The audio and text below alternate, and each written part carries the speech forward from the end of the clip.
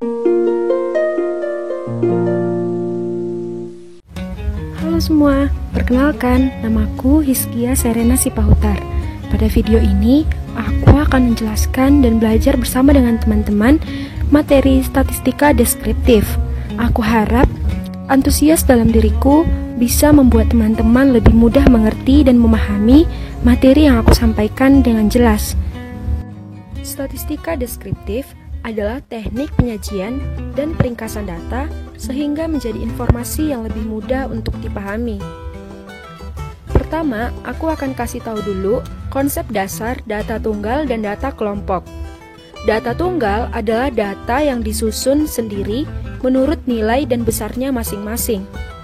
Data tunggal dapat disajikan dalam bentuk tabel, diagram batang, diagram garis, dan diagram lingkaran.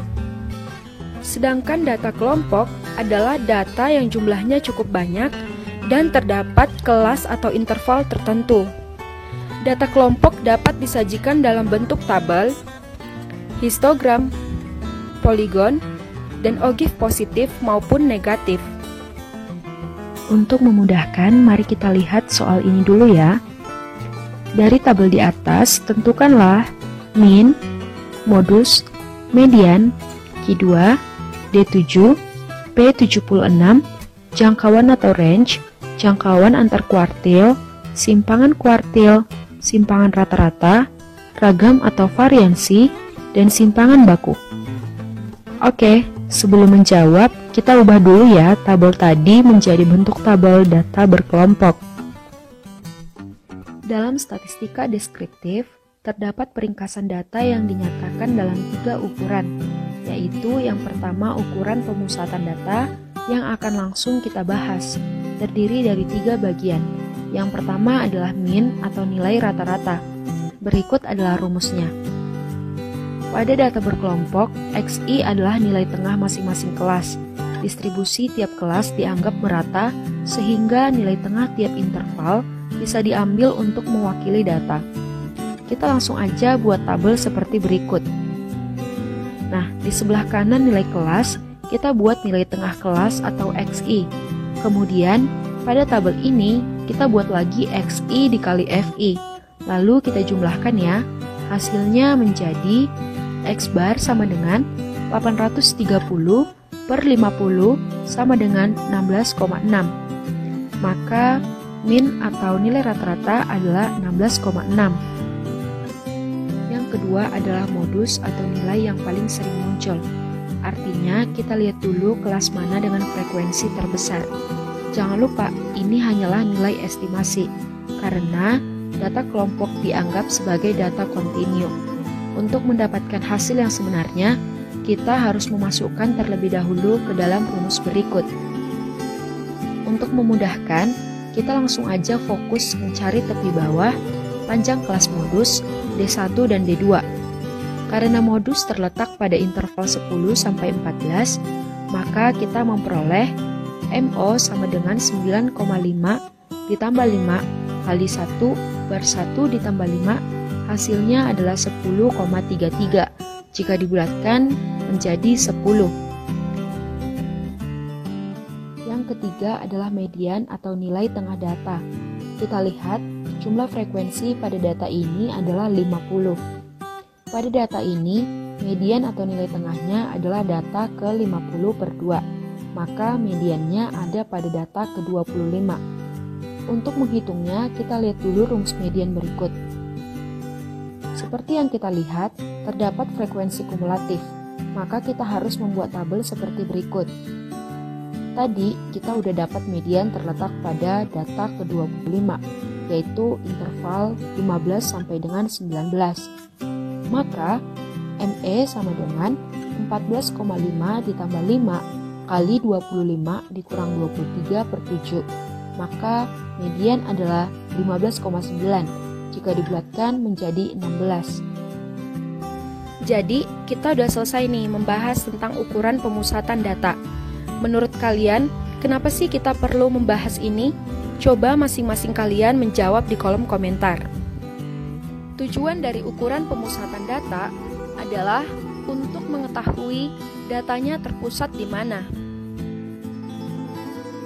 Yang selanjutnya adalah ukuran letak data. Ukuran letak data terdiri dari 3 bagian. Yang pertama, kuartil. Kuartil membagi data menjadi 4 bagian yang sama banyak, sehingga terdapat 3 nilai kuartil, yaitu Q1 sebagai kuartil bawah, Q2 sebagai kuartil tengah, dan Q3 sebagai kuartil atas. Berikut ini adalah rumus kuartil. Seperti yang kita lihat di soal, yang ditanya adalah Q2 atau kuartil tengah. Setelah kita menghitung, kuartil 2 terletak pada data ke-25, yaitu interval 15 sampai dengan 19. Maka Q2 sama dengan 14,5 ditambah 5 dikali 25 dikurang 23/7, hasilnya adalah 15,92. Yang selanjutnya adalah desil. Desil membagi data menjadi 10 bagian yang sama banyak, sehingga terdapat 9 nilai desil. Berikut adalah rumusnya. Karena yang ditanya adalah desil ke-7, letak pada data ke-35, yaitu interval 20 sampai dengan 24. Maka D7 sama dengan 19,5 ditambah 5 dikali 35 dikurang 30/10 sama dengan 22. Dan yang terakhir adalah persentil. Persentil membagi data menjadi 100 bagian yang sama banyak, sehingga terdapat 99 nilai persentil. Berikut adalah rumusnya.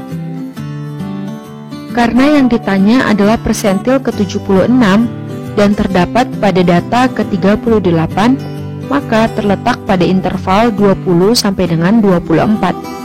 P76 sama dengan 19,5 ditambah 5 dikali 38 kurang 30/10, hasilnya adalah 23,5. Oke teman-teman, nggak terasa kita udah sampai nih di ukuran penyebaran data. Ukuran penyebaran data terdiri dari 6 bagian. Yang pertama adalah jangkauan. Rumus untuk menghitung jangkauan ini adalah sebagai berikut. Untuk menjawab soal di samping, kita langsung aja ya. Tepi atasnya 29,5 dan tepi bawah 4,5. Maka R atau jangkauan sama dengan 25. Yang kedua adalah jangkauan antar kuartil. Rumus untuk menghitung jangkauan antar kuartil adalah sebagai berikut. Ini adalah rumus cepat yang aku gunakan untuk menghitung di statistika deskriptif. Sebagai contoh, kita langsung aja nih teman-teman menghitung dari Q3 dan Q1. Di video ini aku akan tunjukkan secara detail data-data yang dibutuhkan sesuai dengan rumus yang aku kasih ke teman-teman. Supaya lebih paham, kalian boleh jeda dulu video ini, lalu kalian masukkan data atau nilai-nilai ke dalam posisi yang ada di rumus cepat ini. Maka nanti kalian akan menemukan nilai X adalah 23,25. Inilah nilai dari kuartil 3 atau kuartil atas. Untuk membuktikan, kalian boleh menggunakan rumus asli dan membandingkan apakah jawabannya sama atau tidak. Setelah itu, kalian boleh coba lagi untuk menghitung kuartil 1 atau kuartil bawahnya. Dan nanti X-nya adalah 10,125. Kalau kalian masih kurang yakin atau kalian masih ragu, kalian boleh lagi bandingkan dengan rumus asli matematikanya. Dan jika ternyata hasilnya tetap sama, maka kalian boleh pilih nih teman-teman. Kalian mau pakai rumus cepat yang aku kasih atau dengan rumus asli yang ada dari matematikanya. Maka jangkauan antar kuartil adalah 13,125. Yang ketiga adalah simpangan kuartil. Rumus untuk menghitung simpangan kuartil adalah sebagai berikut. Karena kita sudah menemukan nilai dari Q3 dan Q1, maka kita langsung saja membagi 2, yaitu hasilnya adalah 6,5625. Yang keempat adalah simpangan rata-rata. Rumus untuk menghitung simpangan rata-rata adalah sebagai berikut. Maka kita harus membuat tabel seperti ini terlebih dahulu ya. Tadi kan pertama kali kita udah dapat bahwa rata-rata atau nilai X-barnya adalah 16,6. Maka kita harus mengurangkan XI dengan X bar sesuai dengan baris pada tabel tersebut. Hasilnya adalah mutlak atau positif. Setelah itu, kita kalikan lagi hasilnya dengan masing-masing frekuensi. Lalu kita jumlahkan, maka simpangan rata-rata sama dengan 321,6 per 50 sama dengan 6,432. Yang kelima adalah ragam atau variansi. Rumus untuk menghitung ragam atau variansi adalah sebagai berikut. Maka kita harus membuat tabel baru lagi ya, seperti ini. Setelah kita menemukan masing-masing nilai mutlak dari XI dikurang X bar, maka kita harus memangkatkannya dan mengalihkan hasil pangkat 2 dengan frekuensi masing-masing interval. Lalu kita jumlahkan S pangkat 2 sama dengan 2642 dibagi 50 sama dengan 52,84. Itulah hasil dari ragam atau variansi. Yang terakhir adalah simpangan baku atau standar deviasi. Rumus untuk menghitung simpangan baku ini adalah sebagai berikut.